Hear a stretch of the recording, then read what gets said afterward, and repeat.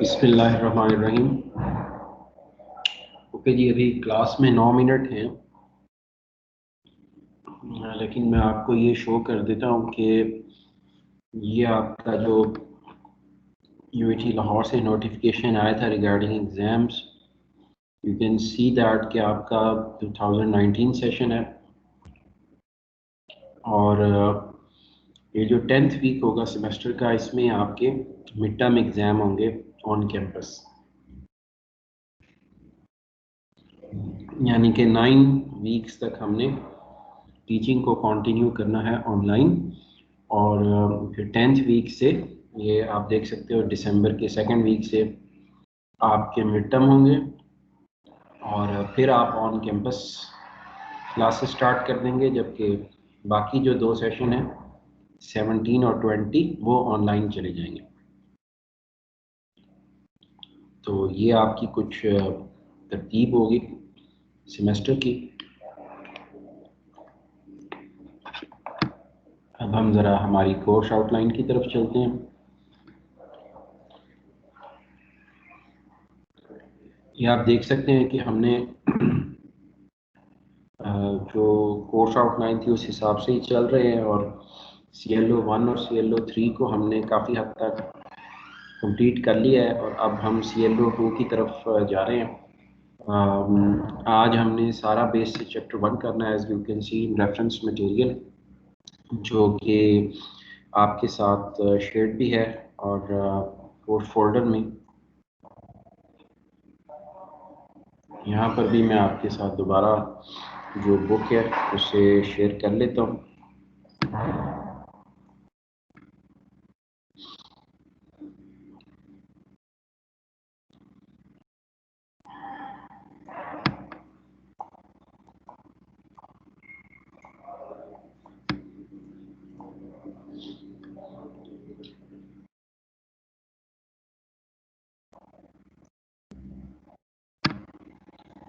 ये अब आपको बुक नज़र आ रही होगी। हमने आज सारा बेस का फर्स्ट चैप्टर करना है और इसमें 1.1 से लेके 1.3 तक हम आज की क्लास में कवर अप करेंगे और एथिक्स को इंशाल्लाह कल स्टार्ट करेंगे, जो कि नेक्स्ट वीक भी फिर इसमें थ्योरीज भी हैं काफ़ी सारी जो कि कंटिन्यू करेंगी in the next week as well. So इसी के साथ साथ अगर आप अपनी स्लाइड्स देखेंगे जो कि फोल्डर अपलोडेड है, तो उसमें मैं आपको स्लाइड भी शो कर देता हूँ। इसी वीक की आपको स्लाइड्स भी मिल जाएंगी, just you can see as week 6। तो इसमें जो है जो आपका 1.3 तक है उसकी स्लाइड्स भी यहाँ पे आपके साथ शेयर की गई हैं, जो कि आप देख सकते हैं इन योर अपलोडेड फोल्डर, जिसका लिंक आपसे सेमेस्टर के शुरू में शेयर किया गया था। You can check these from there as well. तो अभी 5 मिनट हैं, जैसे ही क्लास का टाइम शुरू होता है तो हम आज की क्लास को शुरू करते हैं। तो इससे पहले स्टूडेंट्स हम आपको याद होगा कि हम कवर अप करके आए हैं रिसेंटली सॉफ्टवेयर टीम्स को और टीम स्ट्रक्चर्स को, कॉन्स्टेंटाइन के पैराडाइम्स को, फिर टीम टॉक्सिसिटी को हमने देखा था, बैरी बोहम्स का मॉडल पढ़ा था, जैकमैन की रिसर्च पढ़ी थी, मेंटाई की, कॉन्स्टेंटाइन की, एज की, जेरी वेनबर्ग की। तो काफ़ी सारी हमने जो प्रोफेशनल प्रैक्टिसेस से रिलेटेड रिसर्चर्स हैं उनके एरियाज को हमने एक्सप्लोर किया था। और उससे पहले अगर आपको याद हो तो हमने फ्रैंक बॉट से ऑर्गेनाइजेशन को डिस्कस किया था और कोर्स के शुरू में हमने कोर्स का इंट्रोडक्शन भी लिया था। साथ हमने professional practices in software development को तफसील से डिस्कस किया था कि प्रोफेशनल क्या होता है, प्रोफेशनल प्रैक्टिसेस क्या होती हैं, प्रोफेशनलिज्म क्या होता है, प्रोफेशनल की ट्रेड्स क्या होती हैं। तो ये हमारे कोर्स की अब तक की प्रोग्रेस थी जिसको हम लेकर चले हैं। और हमने जैसा कि डिस्कशन की थी कि प्रोफेशनल्स वर्क इन ऑर्गेनाइजेशंस, तो ये हमारा बड़ा इम्पॉर्टेंट मॉड्यूल था सिलेबस का, जिसे हमने पहले जर्नली डिस्कस किया, इसकी डेफिनेशन की और फिर organization in perspective of software development को बड़ी तफसील से हमने रिसेंटली लास्ट 2-3 वीक्स में हमने अच्छी खासी इस पे एक असाइनमेंट भी की और बड़ी डिटेल डिस्कशन की, और आपकी जो केस स्टडीज़ थी उसकी प्रेजेंटेशन भी हुई, और कुछ एग्जांपल्स मैंने भी आपको प्रेजेंट की। तो मैं ग्रुप पे भी वैसे अनाउंस कर देता हूँ कि सेशन इन प्रोग्रेस है, ताकि स्टूडेंट्स जो हैं वो ज्वाइन कर लें।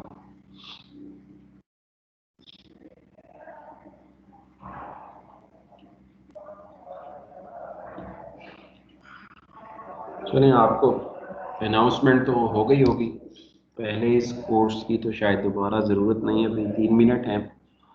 तो बड़ी डिटेल में हमने डिस्कस किया ऑर्गेनाइजेशन को, क्योंकि प्रोफेशनल्स जो हैं वो काम करते हैं ऑर्गेनाइजेशन में, और उसको डिस्कस करना, सॉफ्टवेयर डेवलपमेंट एक्टिविटी को डिस्कस करना, फिर 4 पीस को हमने इस कोर्स में डिस्कस किया कि प्रोडक्ट, प्रोसेस और पीपल, और इसी तरह पीपल में आपने people management capability maturity model को भी देखा, PMCMM को।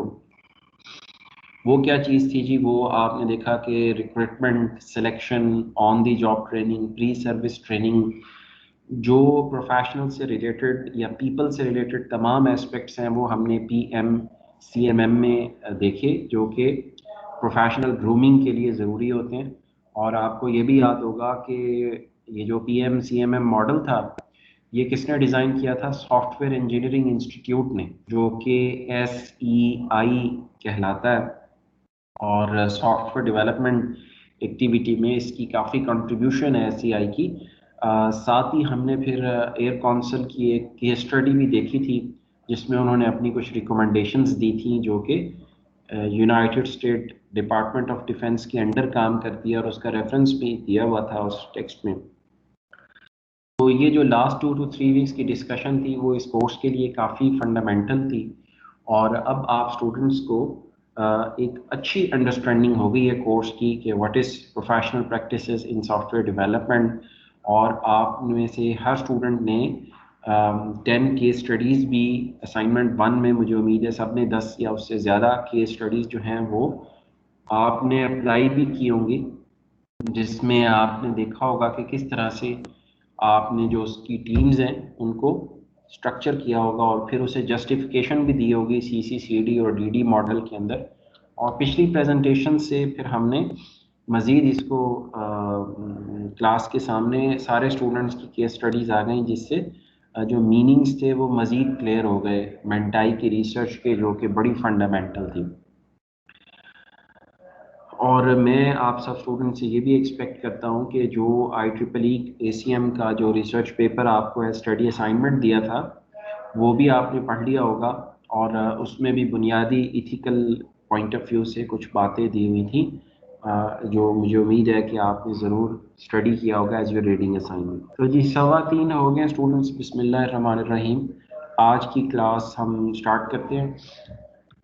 तो ये आप देख सकते हैं कि हमारे पास जो टॉपिक है आज का वो है the pace of change, introduction to ethics at work place, ethics definition and application in digital era. ये एक्चुअली आपके चैप्टर का नाम है। आई थिंक मैंने आपसे स्लाइड्स ही शेयर की हुई हैं। PPT आपको नज़र आ रही हैं बच्चों? Yes sir. ओके, जज़ाकल्लाह। तो ये आप देख सकते हैं बेटा, ये बुनियादी तौर पे चैप्टर का नाम है, और इसमें से हम मैंने अभी क्लास के शुरू होने से पहले वो बुक भी शेयर की थी सारा बेस की, मैं अभी दोबारा उसी तरफ जा रहा हूँ। हमने 1.3 तक आज कवर करना है, और फिर हम जो 1.4 है इसमें काफ़ी डेप्थ में कंटेंट्स हैं, जो हम कल भी और अगले वीक भी हम इंशाल्लाह लेके चलेंगे। तो the pace of change is the first topic. 1.1 का जो हमारा टॉपिक है वो है द पेस ऑफ चेंज। इसमें आप देख सकते हैं इसने 19th सेंचुरी 1804 से ये लेके चला है। पेस ऑफ चेंज की बात ये क्यों कर रहा है? बात इसलिए कर रहा है कि एथिक्स का ताल्लुक हमारी सोसाइटी से, कल्चर से, और विद रिस्पेक्ट टू टाइम भी होता है। इथिकल नॉर्म्स जो होते हैं, इवन प्रोफेशनल इथिकल नॉर्म्स, जो कि किसी ऑर्गेनाइजेशन में जब हम काम कर रहे होते हैं तो वो डिपेंड करते हैं सोशल एस्पेक्ट्स के ऊपर। जो एथिक्स है या प्रोफेशनल प्रैक्टिसेस हैं, these are not entirely scientific terms, these are human terms, जिनका जैसा हम पहले भी जिक्र करते रहे हैं कि आर्ट्स के साथ, कल्चर के साथ और सोसाइटी के साथ बड़ा गहरा इंटर रिलेशनशिप होता है। और इसीलिए इन नॉर्म्स में जो द पेस ऑफ चेंज है या जो आपकी टाइमलाइन है ह्यूमंस की, वो काफ़ी मैटर करती है। तो इसने इंडस्ट्रियल रेवोल्यूशन से आगाज़ किया है 19th सेंचुरी में। जब इंडस्ट्रियल रेवोल्यूशन से मुराद वो टाइम है जब लोग एग्रीकल्चर लाइफ से निकल के, तो लोगों ने शहरों के अंदर यानी कि विलेजेस से सिटीज़ की तरफ ज़्यादा रुख इख्तियार किया, और वहाँ पे उनका ज़रिया माश एग्रीकल्चर की बजाय इंडस्ट्री हुआ करता था, जहाँ पे कि इंडस्ट्रियल प्रोडक्ट्स तैयार होती हैं। तो एक नई सोसाइटी जो है वो इमर्ज हुई थी 19th सेंचुरी के आगाज़ में। वैसे तो 18वीं सदी से इसका आगाज़ शुरू हो गया था इंडस्ट्रियल रेवोल्यूशन का। However during 19th century it became popular, और लोगों का नया तर्ज ज़िंदगी जो है वो मारज़ वजूद में आया था, न्यू वे ऑफ लाइफ, जिसमें लोग बड़ी क्लोज प्रॉक्सिमिटी के अंदर आबाद होते थे, क्योंकि एग्रीकल्चरल कल्टीवेशन और एग्रीकल्चर लैंड से तो उनका ताल्लुक टूट गया था और वो सिटीज़ में आबाद हो गए थे। तो एक नई सोसाइटी जो है वो इमर्ज हो गई। तो ये वहाँ से लेके आपको सारा बेस का ये जो राइटर है, ये वहाँ से लेके चलेगा, और इंडस्ट्रियल रेवोल्यूशन की से आते आते ये स्पेस एज के अंदर आपको लेके आ जाता है। जो 21वीं सदी है वो मौजूदा सदी, इसे इंफॉर्मेशन एज का नाम दिया जाता है। 17th 18th 19th और 20th सेंचुरी में इंसानों का जो सफ़र था वो ज़्यादातर इंडस्ट्रियल रेवोल्यूशन की तरफ था, जो कि एग्रीकल्चर मोड से इंडस्ट्रियल मोड की तरफ वो शिफ्ट हुए। और इंडस्ट्रियल मोड से अब ये पहली सेंचुरी है, the 21st century is the first century जब हम इंफॉर्मेशन एज की तरफ जा रहे हैं। अभी 20 साल इस सेंचुरी के गुजर गए हैं, और हमारी जो तर्ज ज़िंदगी है वो इंडस्ट्री की तरफ से ज़्यादा जा रही है डिजिटाइजेशन की तरफ, डिजिटल एज की तरफ, कि हमारी जो रिलायंस है वो सारी की सारी डिजिटल कंप्यूटिंग या इंफॉर्मेशन की तरफ होती चली जा रही है। इसीलिए हम इसे कहते हैं द इंफॉर्मेशन एज। मैं ज़रा बुक से वापस आपको स्लाइड्स की तरफ लेके चलता हूँ, क्योंकि उसमें थोड़े से पॉइंट्स दिए हुए हैं तो आपके लिए समझना भी आसान रहेगा। ये देखिए, ये अब स्लाइड 1 मैंने आपसे शेयर की है। ये बता रहा है रैपिड पेस ऑफ चेंज। जो अभी आपकी तब्दीली है वो काफ़ी फास्ट है इंसानी ज़िंदगी के अंदर, बड़ी तेज़ी से टेक्नोलॉजी चेंज होती है। 20 साल पहले सेल फोन्स भी बहुत कम लोग अपने पास रखा करते थे। अभी सेल फोन्स के बगैर ज़िंदगी का तसव्वुर मुश्किल है। प्रोफेशनल लाइफ में और इवन पर्सनल लाइफ के अंदर भी सेल फोन की काफ़ी अहमियत है। तो जो इंसानी ज़िंदगी की पेस है वो बहुत तेज़ हो गई है, रैपिड पेस ऑफ चेंज, कि तब्दीली इंसान की, इंफॉर्मेशन एज की सदी तो है ही है, येट इसमें जो पेस ऑफ चेंज है वो बहुत रैपिड है, दैट इज़ वेरी फास्ट। कि आपका जो तर्ज ज़िंदगी है और काम करने का तरीक़ेकार है वो बड़ी तेज़ी से तब्दील होता है। कि 20 साल पहले कंप्यूटर पर इतना रिलाई नहीं करती थी मिडल और स्मॉल बिजनेसेस, लेकिन large businesses at that time also depended entirely on computing. But nowadays चाहे आपकी मिड साइज ऑर्गेनाइजेशन हो या स्मॉल ऑर्गेनाइजेशन हो, be it a software house और some other sort of business, आपकी रिलायंस कंप्यूटिंग के ऊपर मौजूद है। और ना सिर्फ कन्वेंशनल कंप्यूटिंग पे, बल्कि ऐसे एप्स और ऐसी डिजिटल डिवाइसेस हैं जो कि सीमलेसली आपको फील भी नहीं होता कि ये डिजिटल डिवाइसेस हैं, लेकिन आप डिजिटल डिवाइसेस का इस्तेमाल कर रहे हैं अपनी इंडस्ट्री के अंदर, ऑटोमेशन में, मैन्युफैक्चरिंग में या सर्विसेज सेक्टर में। चाहे इवन वो पार्सल भी आप डिलीवर करते हैं, तो जो TCS है, लैपर्ड है, उनका सारा का सारा जो सिस्टम है वो उसमें भी सप्लाई चेन से लेकर डिलीवरी तक कंप्यूटिंग का इस्तेमाल उसमें मौजूद है। और अब तो आप ई कॉमर्स को ज़्यादा इस्तेमाल करते हैं लोग rather then in person shopping के। तो आपकी पेस ऑफ चेंज बहुत फास्ट हो गई है। और जैसे ही आपकी तब्दीली रैपिड है, इसी तरह से आपकी प्रोफेशनल प्रैक्टिसेस भी बड़ी तेज़ी से चेंज होती हैं। मिसाल के तौर पे अब जो आपकी प्रोफेशनल एथिक्स है, उसके अंदर इलेक्ट्रॉनिक एथिक्स भी एक पार्ट बन गया कि अगर आपका कोई सेलर है और वो आपके क्यूरीज का रिप्लाई नहीं करता ऑनलाइन, तो उसकी रेटिंग कम हो जाएगी, या वो हार्श है, या उसने कोई पुराने स्टॉक की तस्वीर लगाई हुई थी और उसने चीज़ आपको कोई और भेज दी है, तो even you can return that thing on दराज और अली एक्सप्रेस और अमेजोन और अली बाबा और ई वेबसाइट्स लाइक दैट। तो आपकी जो एथिक्स हैं वो काफ़ी तब्दील हो गए, विच मीन्स के इलेक्ट्रॉनिक एथिक्स की का एक नई डायमेंशन जो है वो उभर कर आई है मौजूदा दौर में, और ये पिछले 10 साल के अंदर ही इमर्ज हुई है। Electronic ethics is a very newer term. So जैसे आपकी पेस चेंज होती है, वैसे ही आपके प्रोफेशनल एथिक्स भी तब्दील होते चले जाते हैं। तो इसीलिए हम पेस ऑफ चेंज को देख रहे हैं कि बहुत ड्रामेटिक अंदाज में डेवलपमेंट्स होती हैं, जिसका इम्पैक्ट पड़ता है आपकी। लेट मी चेक इफ किसी स्टूडेंट का मैसेज है टू ऐड, तो आई कैन ऐड दो students, they can not join.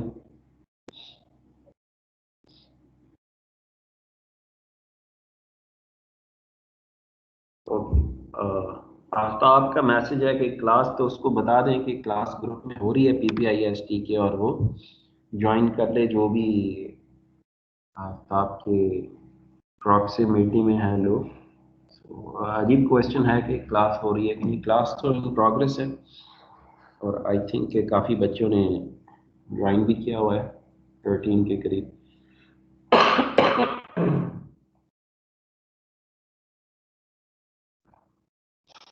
Okay ji, sorry. तो कंटिन्यू करते हैं जी वापस। पेस ऑफ चेंज जो है वो बहुत रैपिड है। आपकी क्लास का कोई CRGR है इस वक्त, हिबा और जैन ऑनलाइन? यस सर, मैंने ग्रुप में कर दिया मैसेज। हाँ, बस उधर मैसेज कर दें कि क्लास इन प्रोग्रेस है, तो जिस बच्चे ने ज्वाइन करना है तो वो आके ज्वाइन कर सकता है। ओके, कहाँ पर थे हम? हाँ जी, तो पेस ऑफ चेंज जो है, इसका बड़ा इम्पैक्ट होता है आपकी प्रोफेशनल एथिक्स के अंदर, और इन्हीं इश्यूज को हम और एथिक्स को इस चैप्टर में सारा बेस ने डिस्कस किया। तो अब ये देखें, ये इंडस्ट्रियल एज से अब इसने आगे थोड़ा दिया हुआ है कि 40s में फर्स्ट कंप्यूटर वाज बिल्ड। आपको पता है वो क्रिस्टोफर जो ट्यूरिंग ने ड्यूरिंग ब्लैचले पार्क के अंदर उसकी टीम ने बनाया था टू ब्रेक एनिग्मा कोड, और फिर 50s में इसका इंडस्ट्रियल इस्तेमाल शुरू हो गया, और इसने एग्जांपल दी हुई है कि उस ज़माने में 5 मेगाबाइट की हार्ड ड्राइव का जो वेट था दैट वाज 1 टन। फिर आपका इसने आगे एग्जांपल दी हुई है कि 1990s के अंदर फिर मज़ीद आप एडवांस फॉर्म में चले गए। यहाँ पे इन्होंने एक डिस्ट्रीब्यूटेड सिस्टम बनाया था नासा ने, जिसमें 45 माइक्रो प्रोसेसर चिप्स को एक बोर्ड पे लगाया था, और ये उस वक्त के हिसाब से बड़ी चीज़ थी। उसका मुझे नाम जो है वो सही से याद नहीं। सो आ जाते हैं इस स्लाइड के ऊपर। अब इंटरनेट ईरा में क्या हो रहा है जी, हर मिनट के अंदर 6,39,800 GB डाटा जो है वो एडअप हो रहा है मिनिमम। ये आगे पीछे हो सकता है, क्योंकि जिस वक्त किताब लिखी गई होगी उस वक्त के इसने फिगर्स दिए होंगे। तो आप देखिए कि इतना डाटा हर मिनट के अंदर इंटरनेट पे ऐड हो रहा है। इसमें हज़ारों लाखों में लॉगिन्स बन रहे हैं, फेसबुक के, गूगल के, यूट्यूब के, और मुसलसल कंटेंट्स जो हैं वो आते चले जा रहे हैं। और ये जो इंटरनेट के ऊपर डाटा है, ये आपके लाइफस्टाइल को तब्दील भी कर रहा है। जो सोशल नेटवर्किंग है, जिस तरह फेसबुक है, गूगल है, ट्विटर है, मुख्तलिफ चीज़ें हैं, इनकी इंटरेक्शन से जो मुख्तलिफ कल्चर्स हैं उनके लाइफस्टाइल पे इनका काफ़ी इम्पैक्ट है। जैसा कि पहले टेलीविजन्स ने या सैटेलाइट टेलीविज़न ने 1990s में माशरे के ऊपर एक इम्पैक्ट डाला था, और वो इम्पैक्ट ड्रेसिंग के अंदर, आपके बात करने के नॉर्म्स के अंदर, और पूरी की पूरी लाइफस्टाइल के ऊपर इम्पैक्ट पड़ता है उसका। यानी कि 80s में जो ऑफिस का इन्वायरमेंट था 1980s के अंदर, किसी कंप्यूटिंग ऑर्गेनाइजेशन लाइक IBM, या किसी सॉफ्टवेयर कॉरपोरेट सेक्टर का, या किसी बैंकिंग ऑर्गेनाइजेशन का, तो 80s के कल्चर में और आज के कल्चर में बहुत फ़र्क है। और अगर इसमें आप देखें तो पेस ऑफ चेंज में सैटेलाइट टेलीविजन ने और जो आपकी मूवी सेक्टर है उनका एक काफ़ी अमल दखल है ड्रेसिंग के ऊपर और बोलने के नॉर्म्स के ऊपर, और अब सोशल मीडिया उसके अंदर एक इम्पैक्ट डाल रहा है। मिसाल के तौर पे 80s में ड्रेसिंग कोड कुछ और तरह के थे, और अभी जो 30-40 साल के बाद ड्रेसिंग कोड अगर आप देखें तो उनमें इंटरनेशनली और नेशनली बोथ लेवल्स पे काफ़ी फ़र्क है कि थोड़ा सा आप रिलैक्स्ड ड्रेसिंग कोड फील करोगे ऑर्गेनाइजेशंस के अंदर, इवन कॉरपोरेशंस के अंदर, जो कि काफ़ी स्ट्रिक्ट ड्रेस कोड था 30 से 40 साल पहले। तो ये तब्दीली इसमें सोशल मीडिया और मैस मीडिया का बहुत ज़्यादा किरदार है। और आजकल क्योंकि मैस मीडिया पीछे चला गया है तो मेन स्ट्रीम जो है वो आपकी इंटरनेट एज है या इंफॉर्मेशन एज है, और ये इसने आगे देखें एग्जांपल दे भी दिए हैं, LinkedIn, Flickr, Twitter, Facebook, Google. तो ये जो सोशल मीडिया के फॉरम्स हैं ये स्टैंडर्ड्स को सेट करते हैं इंसान की राय को शेप करने में।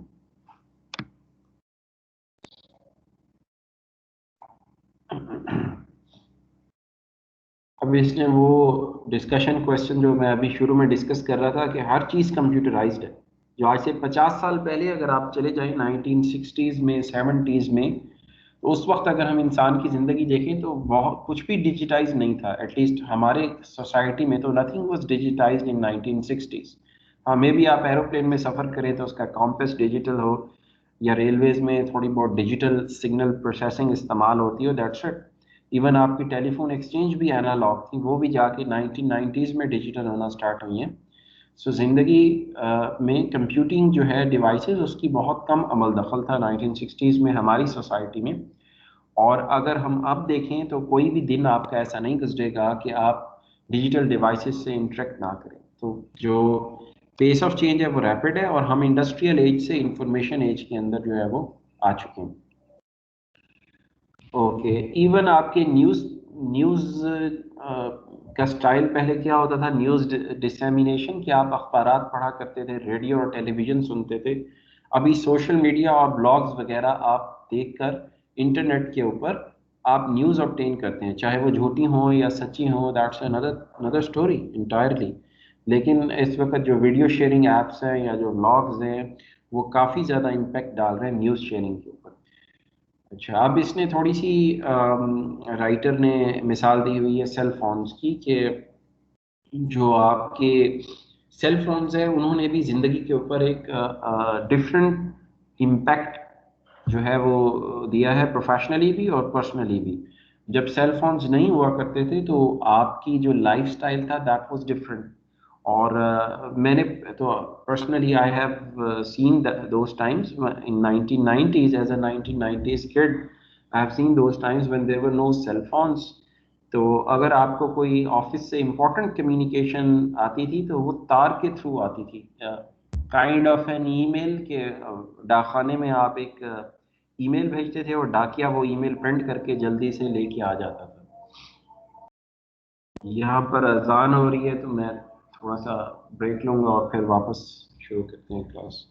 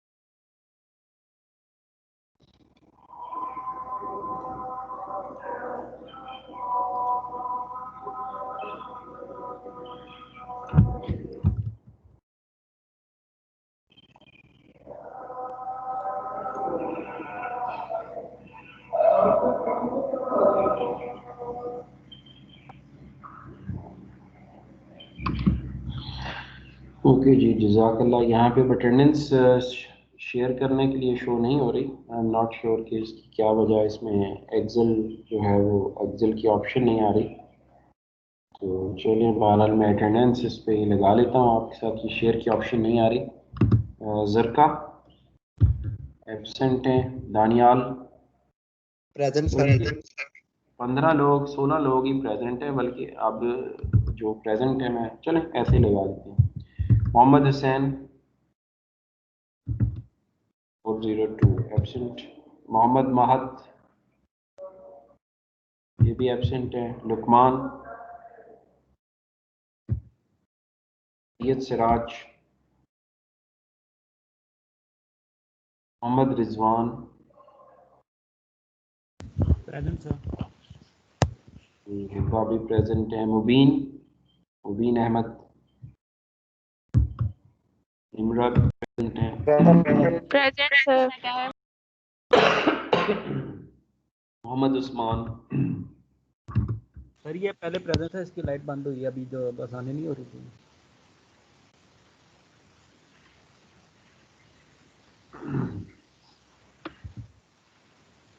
गुलाम Mohiuddin, present sir.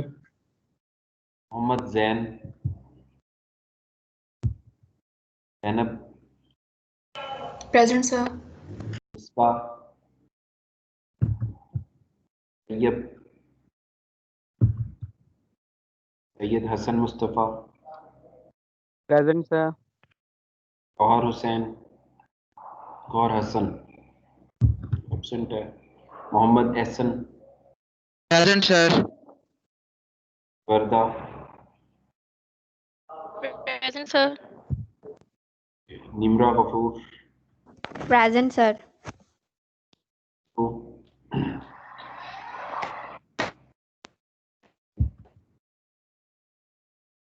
Munna, present sir. Fiza, present sir. Zafar,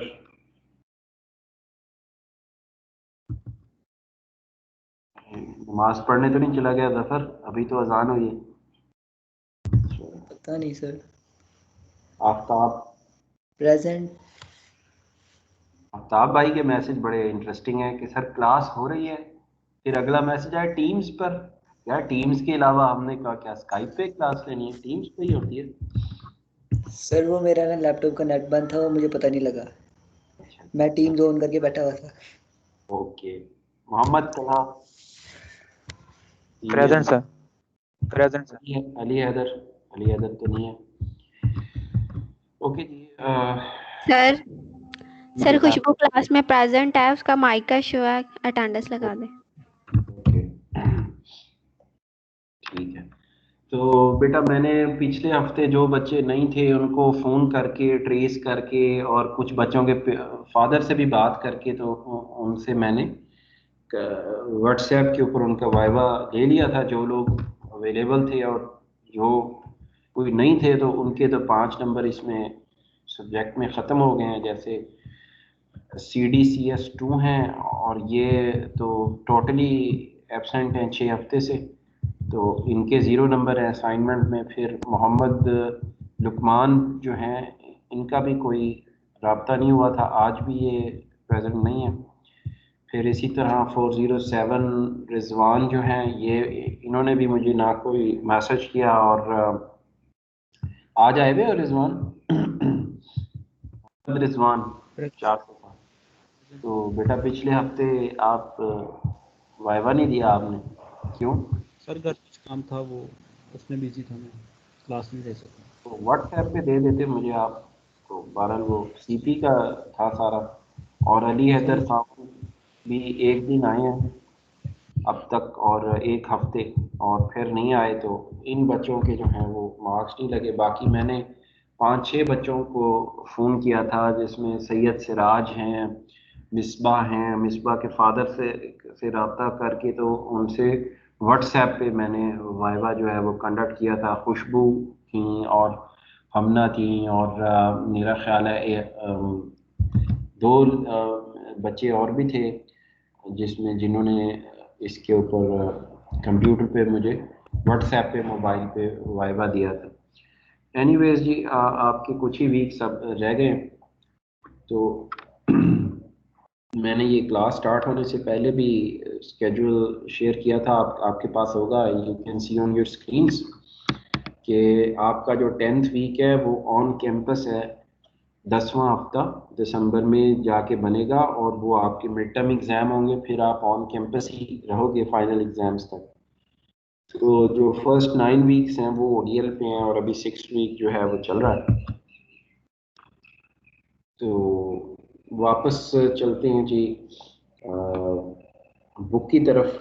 तो उसमें हम देखते हैं कि ये अभी हम सेल फोन्स को डिस्कस कर रहे थे। तो सेल फोन से जो बिजनेस है उसके अंदर ड्रामेटिकली तब्दीली आई है वे ऑफ डूइंग बिजनेस के अंदर। चलिए, अब मेरी इससे विजिबिलिटी इसकी ख़त्म हो गई, क्लोज करके फिर आपसे शेयर करता हूँ। सो सेल फोन्स जो हैं इन्होंने इम्पैक्ट चेंज पैदा की वे ऑफ बिजनेस के अंदर। और जी जी सर असाइनमेंट्स के कितने कितने मार्क्स लगे हैं? असाइनमेंट्स अभी चेक नहीं हुई। असाइनमेंट्स आपकी मिड टर्म के बाद ही आपको उसका रिजल्ट मिलेगा, वो 1 बाय 1 चेक। तो अभी सिर्फ वाइवा था, वाइवा के नंबर आपके सामने लगा दिए थे, बाकी assignments need to be check. तो 1990s में ये स्टार्ट हुई थी जी, और उसके बाद जब आपके पास स्मार्टफोन आ गए, जैसा कि इसने आईफोन का जिक्र किया हुआ है, तो उसमें ऐप्स भी आ गए। वो ऐप्स बिजनेस डिसीजन मेकिंग में, बैंकिंग में इस्तेमाल होते हैं। तो मज़ीद जो आपकी सेल फोन का इम्पेक्ट है सोसाइटी पे और प्रोफेशनल ऑर्गेनाइजेशंस पे, वो तब्दील हो गया। इसी तरह इसने बुक में एक वर्ड दिया हुआ किल स्विचेस। किल स्विचेस मींस, इसने बात की है यहाँ पे कि आप लोग क्या कर सकते हैं, कुछ चीज़ों को खुद से कंपनीज जो हैं वो डिलीट कर सकती हैं। जैसे ऐप्स होते हैं, कुछ अरसे के लिए वो ऐप्स आपके पास अवेलेबल होते हैं, और उसके बाद वो ऐप्स जो है वो गूगल प्ले स्टोर या कहीं पे वो डिलीट कर दिए जाते हैं। तो ये किल स्विचेस, मिसाल के तौर पर कोई बग आ गया किसी ऐप में, या जैसे विंडोज़ 7 में स्टार्ट का बटन था और आपको विंडोज़ 8 में वो स्टार्ट का बटन जो है वो नहीं मिल रहा था, तो वो किसी बग की वजह से, या विंडोज 7 में आपको काफ़ी सारे डेस्कटॉप गैजेट्स मिलते हैं जिसमें वॉच है, कैलेंडर है और बहुत सी दूसरी चीज़ें हैं, वो विंडोज 10 में नहीं मिलती। तो वो क्या हुआ, वो किल स्विच माइक्रोसॉफ्ट ने अप्लाई कर दिया, और उसकी रीज़न जो माइक्रोसॉफ्ट ने लिखी हुई थी वो ये थी कि it was a security non issue in gadgets से आप किसी दूसरे के कंप्यूटर पे कंट्रोल ले सकते थे, इसलिए डेस्कटॉप गैजेट्स को ख़त्म किया गया था। तो ये कहलाते हैं आपके पास किल स्विचेस। तो ये भी माजी में इस तरह की चीज़ें नहीं हुआ करती थी, लेकिन डिजिटल एज में आपको ये किल स्विचेस जो हैं वो काफ़ी ज़्यादा नज़र आएंगे मुख्तलिफ ऐप्स के अंदर। तो इसी तरह पेस ऑफ चेंज में आगे उसने बुक में 1.2 में दिया हुआ है सोशल नेटवर्किंग। तो सोशल नेटवर्किंग एक इंटायरली डिफरेंट तरीका है। माजी में न्यूज़ फिल्टर होके आपको मिला करती थी, लेकिन सोशल नेटवर्किंग जैसे फेसबुक, ट्विटर वगैरह, इसमें आपका एक डिजिटल फ्रेमवर्क होता है आपके इदारे के अंदर भी और कंट्री लेवल पे भी, और आप किसी भी तरह की इंफॉर्मेशन जो है वो एक्सेस कर सकते हैं। इसके साथ साथ इसके ड्रॉबैक्स भी हैं, प्राइवेसी इश्यूज भी इमर्ज होते हैं सोशल नेटवर्किंग के अंदर, के बहुत सी लोगों की ज़िंदगी पे इसने काफ़ी नेगेटिव इम्पैक्ट्स भी डाले हैं ऑर्गेनाइजेशन के अंदर भी। मतलब कि किसी इदारे के अंदर कोई क्वालिटी एश्योरेंस से हट के कोई काम हो रहा है, तो उसकी वीडियो बन गई और वो ऑनलाइन आ गई कि जी फूड की कोई कंपनी थी और उसमें बग्स थे, तो उनके बिजनेस का बेड़ा गर्क भी हो सकता है उससे। तो सोशल नेटवर्किंग पे जहाँ फ़ायदे आए वहाँ पर डिफ़िकल्टीज भी देखने को मिली। हम केस स्टडीज़ डिस्कस करेंगे इस चैप्टर की, तो उसमें देखेंगे। अभी हम बात करें पेस ऑफ चेंज, इंसान की ज़िंदगी। पहले हमने जल्दी से गुजारी इंडस्ट्रियल रेवोल्यूशन का एज, और अब हम इंफॉर्मेशन एज को 1 बाय 1 जैसे सेल फोन को डिस्कस किया, अभी हम सोशल नेटवर्किंग की तरफ देख रहे हैं, और बाद में इनकी एग्जांपल्स भी हम at the end of the course लेंगे। कम्युनिकेशन इंटायरली ज़्यादातर हमारी डिजिटल हो गई है, वर्ल्ड वाइड वेब पर चली गई है। हर इदारा अपनी पब्लिसिटी करने के लिए अपनी वेबसाइट बनाता है और उस पर प्रोडक्ट्स को सेल भी करता है। तो ये कम्युनिकेशन का नया तरीका है। पहले अखबारात में और टीवी पे इश्तिहार दिए जाते थे और लोग बाज़ार से जाके इन पर्सन वो चीज़ें ख़रीदते थे। अब लाइफ जो है वो थोड़ी सी तब्दील हो गई है। आपके टेलीफोन के डिफरेंट ऐप्स के अंदर भी आपको अब एड्स दिए जाते हैं और यूट्यूब की वीडियोस में भी, जिसके ज़रिए आपकी लाइकिंग और डिसलाइकिंग को मोल्ड किया जाता है। तो ये भी पेस ऑफ चेंज के अंदर एक चीज़ है। और ये इतनी ज़्यादा इंफॉर्मेशन बाज़ औक़ात स्ट्रेस और प्रेशर का भी बाइस बन सकती है सर्टेन पीपल के लिए। टेली मेडिसिन का भी दौर आ गया है। अब जिस तरह कोरोना के अंदर आप पाकिस्तान में भी ऑनलाइन प्रिस्क्रिप्शन थी कि डॉक्टर्स को आप ऑनलाइन जो है वो अपनी बीमारी बता सकते हैं फ़ोन पे या वीडियो कॉन्फ्रेंसिंग के ज़रिए, और उसी टेली कम्युनिकेशन के ज़रिए आपको दवाई जो है वो प्रिस्क्राइब कर दी जाती थी। तो इसी तरह से 1.2.2 में किताब में इसने जिक्र किया ई कॉमर्स और फ्री स्टफ का। अगर हम इसे स्लाइड से लेकर जाएं आगे, आई थिंक मैं आपसे स्लाइड शेयर की हुई हैं, ये आगे आपका स्लाइड्स में स्लाइड नंबर 12 में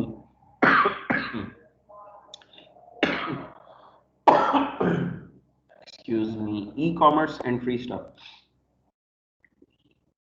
तो अभी जो एज है वो है इलेक्ट्रॉनिक कॉमर्स की। अभी हमने ई कॉमर्स का नाम पहले भी 3-4 बार लिया है कि आपको जाकर शॉपिंग करने की ज़रूरत नहीं पड़ती है। आप पाकिस्तान में भी दराज बड़ा पॉपुलर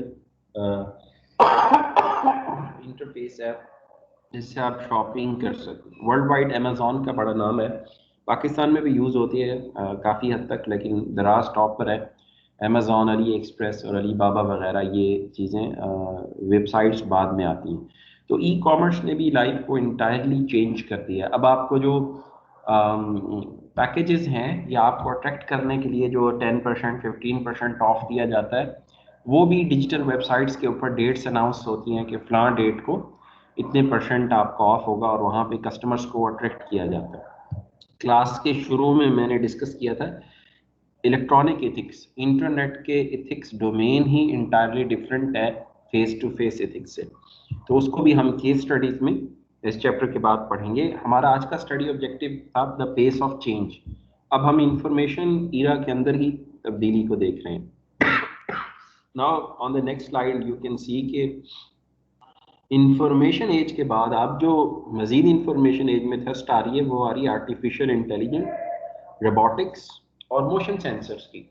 सेंसर्स का दौरा है जी, हर चीज़ में जो है वो सेंसर्स का इस्तेमाल हो रहा है, और आपकी जो ज़िंदगी है वो अब एआई की तरफ मूव की जा रही है, आर्टिफिशियल इंटेलिजेंस की तरफ, जिसमें अभी कोशिश इस लेवल पे की जा रही है कि ब्रेन कंप्यूटर इंटरेक्शन हो, बगैर बोले आप डिजिटल डिवाइसेस से कम्युनिकेट कर सकें। आप कोई सॉन्ग सुनना चाहते हैं तो आपको क्लिक ना करना पड़े, बोलना ना पड़े, आप सोचें और वो सॉन्ग प्ले हो जाए। This domain is called BCI, brain computer interaction. और ये एक्सपेरिमेंटल स्टेज पे इसके अंदर काफ़ी सारी प्रोग्रेस भी हो चुकी है, और इवन ये पुलिस के अंदर जैसे लाइट डिटेक्टर होता है बड़े अरसे से इस्तेमाल भी हो रहा है। अब इसके अंदर एथिक्स की एक नई दुनिया आ जाएगी कि अगर आप किसी के ब्रेन में झांक सकते हैं कोई मशीन या गैजेट या कोई सॉफ्टवेयर, तो उसकी क्या इम्प्लीकेशंस होंगी, किस हद तक इथिकल होगा। माइक्रोसॉफ्ट ने एक डिवाइस बनाई हुई है, आपने घर में इंस्टॉल किया, आपका माइंड उसने रीड कर लिया और उसने इंफॉर्मेशन माइक्रोसॉफ्ट को भेज दी, तो अब इसकी इथिकल डायमेंशंस क्या होंगी। कोई हैकर आपकी इंफॉर्मेशन माइंड से चोरी कर लेता है और उसको पब्लिश कर देता है किसी वेबसाइट पे फ्यूचर में, तो एक नई डोमेन आने वाली है एथिक्स की और प्रोफेशनल एथिक्स की। आप कहीं बिडिंग करने गए हैं किसी कंपनी में, जितने लोग बैठे हैं सबके माइंड को कोई डिवाइस रीड कर लेती है और वो कोई लोअर बिड दे देती है, तो ये फिर प्राइवेसी माइंड की इंफॉर्मेशन की हद तक चली जाएगी।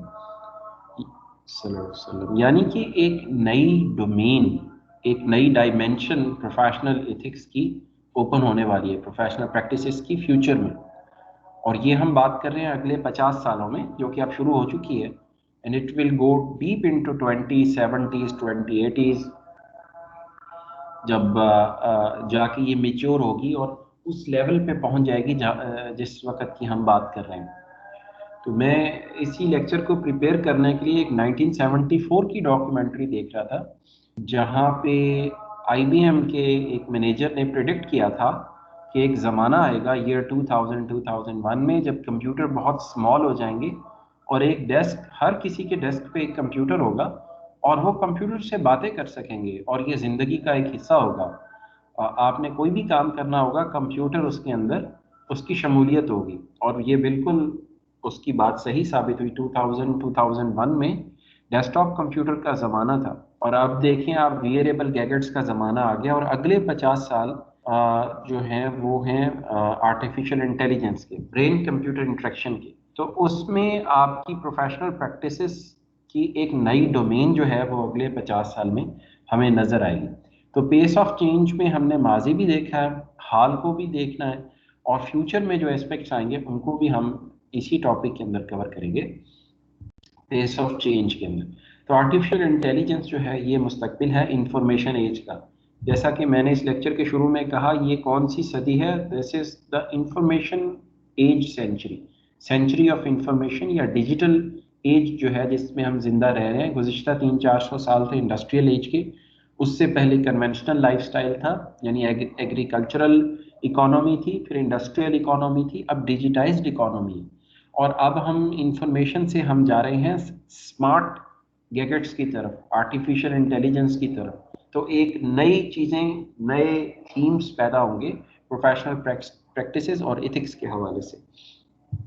वो मैं केस स्टडीज इसकी प्रिपेयर कर रहा हूँ। इंशाल्लाह नेक्स्ट वीक हम जब ये सारी टर्म्स पढ़ लेंगे, अभी तो हम जनरल बातें कर रहे हैं, फिर आगे थ्योरीज हैं। कल जो हम टॉपिक पढ़ेंगे उसमें थ्योरीज को शुरू करेंगे और अगले मंडे को ख़त्म करके तो फिर हम केस स्टडीज को जो है लेंगे। अभी हम सिर्फ बेस वर्क इसमें कर रहे हैं 1.1 से 1.3 तक।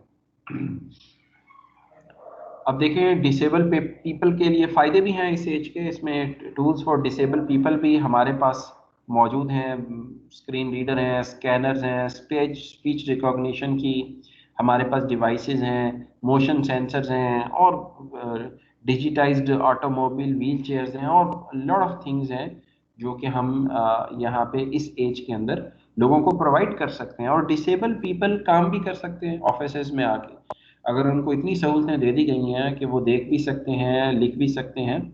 तो आप देख सकते हो कि पाकिस्तान गवर्नमेंट के अंदर भी डिसेबल पीपल के लिए बाकायदा कोटा रखा जाता है। इवन रेलवेज, डाकखाने और बैंक्स के अंदर भी you can see there are lot of post that are for disabled people. तो वो तभी मुमकिन हुई है जब आपके पास गुज़िश्ता 50 सालों से लेके और अभी तक मुसलसल एडवांस से एडवांस गैजेट्स जो हैं वो बनते चले जा रहे हैं for disabled people, and they are becoming professional, जो कि शायद माजी में ऐसा मुमकिन नहीं था, जो कि अब ये एक पॉसिबिलिटी है। तो ये भी पेस ऑफ चेंज के अंदर ही कवर अप हो जाता है।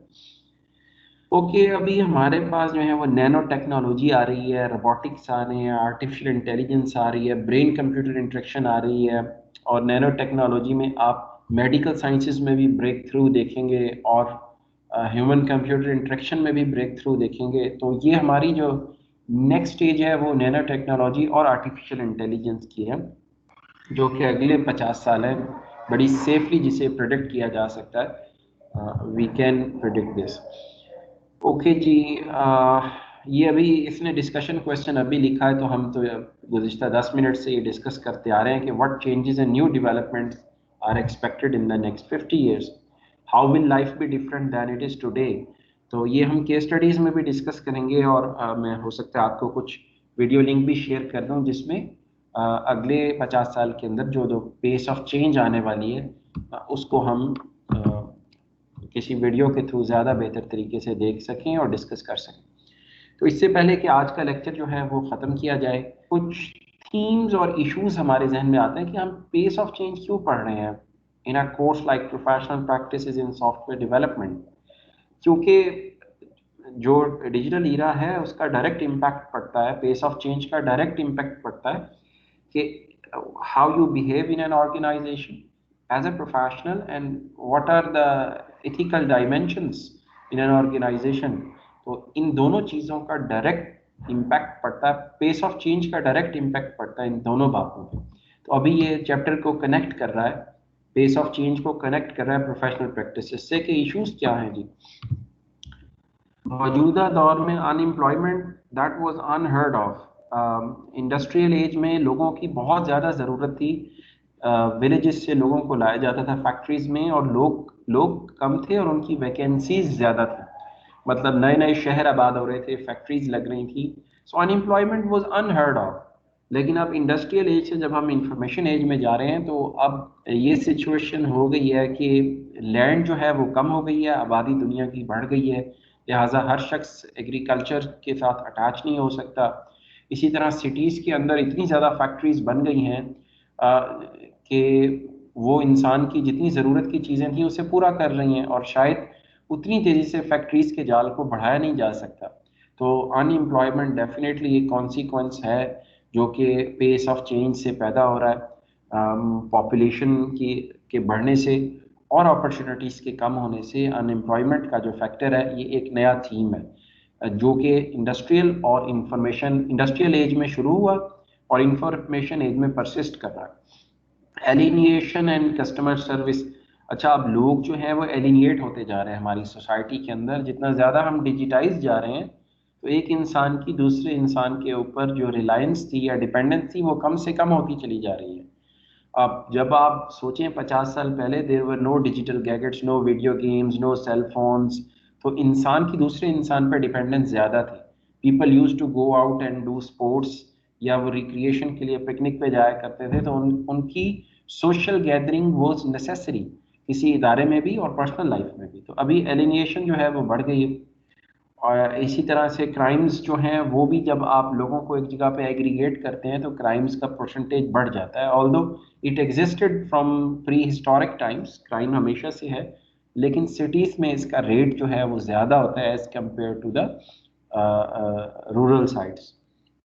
जितनी हम डिजिटल एज की तरफ जा रहे हैं उतनी प्राइवेसी कम हो रही है। सीसीटीवी कैमराज हैं, आपका सारा सीएनआईसी, डेट ऑफ बर्थ, हर चीज़ आपकी डिजिटाइज्ड हो चुकी है, हर किसी को उसकी एक्सेस हासिल है। तो आपकी प्राइवेसी कम से कम होती चली जा रही है, और इंसान जो है वो मैं आपको अभी थ्योरीज हमने कल पढ़नी है तो दिखाऊंगा कि वो गुलाम बनता चला जा रहा है टेक्नोलॉजी का। Humans are becoming slave of technology. तो इसके प्रो में भी बातें हैं और अगेंस्ट में भी हैं, तो बट ये बात काफ़ी हद तक दुरुस्त भी है कि आपकी जो प्राइवेसी है वो काफ़ी हद तक कॉम्प्रोमाइज्ड है in the technological age, rather than वो जैसे एक 15वीं सदी या 14वीं सदी का इंसान था, उसकी प्राइवेसी जो है काफ़ी हद तक जो है वो सिक्योर थी। इंडस्ट्रियल एज में कम हुई और फिर अब इंफॉर्मेशन एज में तो ऑलमोस्ट मिनिमल हो चुकी है। और जब आप ब्रेन कंप्यूटर इंटरेक्शन की तरफ जाओगे, आर्टिफिशियल इंटेलिजेंस एडवांस्ड हो जाएगी, तो प्राइवेसी रहेगी क्या? अगर कोई ऐसा ऐप हो जो आपके माइंड को भी रीड कर ले, देन व्हाट प्राइवेसी रह क्या जाएगी किसी इंसान की? कि कोई आदमी अगर कैद हो जाता है या आप कहीं पे पढ़ने के लिए जाते हैं, तो पहले आपका माइंड स्कैन हो जाए कि इसके माइंड में कोई नेगेटिव चीज़ तो नहीं, तो उस स्कैन में तो और भी बहुत सी चीज़ें आ जाएंगी। तो प्राइवेसी मुसलसल मिनिमम से मिनिमम की तरफ चलती चली जा रही है, and we are becoming slaves of technology in one way, although our lives are simpler. So ये इश्यूज एंड थीम्स हैं सोचने के एज ए प्रोफेशनल, जो कि हम इसको कोरिलेशन में लेके जाएंगे 2 हफ्तों में। इसी तरह से जो आपकी रूम ऑफ एरर्स है वो कम से कम होता चला जा रहा है डिजिटल एज में। जो आपकी क्वालिटी है उसके ऊपर फोकस ज़्यादा होता जा रहा है, और ह्यूमंस जॉब लूज कर रहे हैं क्वालिटी की वजह से।